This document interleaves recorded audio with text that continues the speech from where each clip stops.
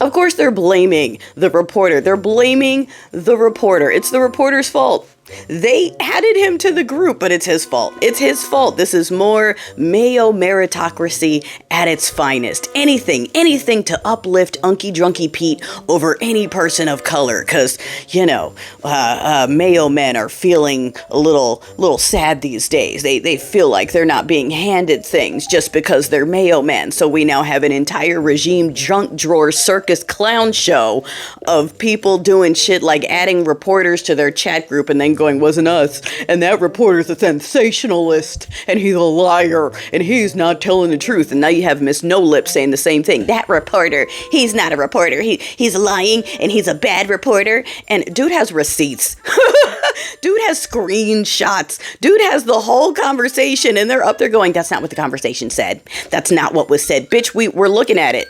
We're looking at the screenshots. What do you mean that's not what it says? I know, for the two-teethers, they believe anything, right? Swallow, squad. They'll take it all down. Have you noticed, by the way, hopping, neurofeisty, how they are threatening us with Tesla right now? It's hilarious. They're up here going, hey, libs, we love our gas-guzzling SUVs that destroy the planet. If I could put coal in my truck, I would.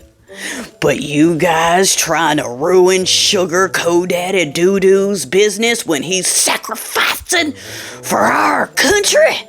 You're making me think about considering almost getting one of them Teslers if you don't.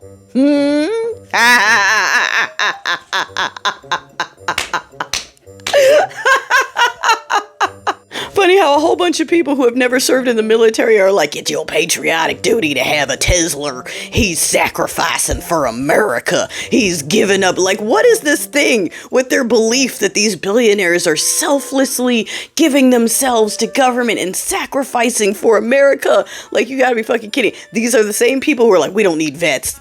Vets don't deserve anything. These are the same people who are going, yeah, grandma should work. If she's 80 and able-bodied, she should work for her Social Security. All right. Oh, by the way, I don't know if you saw, but the SteeplePeople are now calling to bring back physical punishment for things like ADHD. And no, they're not joking. I grew up in this culture. They absolutely do believe that you can belt things like ADHD out of a child. Okay? So they're on here already pushing for physical A-word, basically DV, against youths if they're on the spectrum, because that'll fix them, not medicine. They're tired of all this science getting in the way when a good old-fashioned whooping is what's going to fix that ADHD. That's going to fix the autism. That'll fix it. That's them right now. Okay? That's them. Any price, y'all. Side note, those are also the people that love family values, right? Children, protect the children. Dems hate women and children and the elderly. It's Dems, not us. That's them right now. Yes, children should work.